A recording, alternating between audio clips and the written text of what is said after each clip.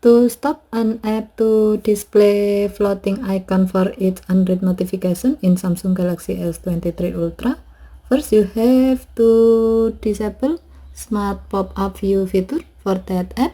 To do so, swipe down the top of the screen and then tap setting icon, scroll down the screen, tap notification, and then tap advanced setting, tap floating notification.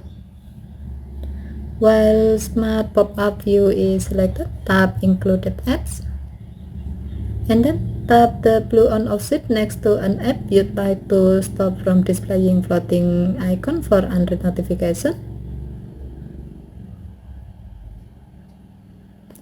The switch turns grey when it's off. Now the selected app will not display a floating icon for its unread notification. Okay, thank you for watching. Have a nice day.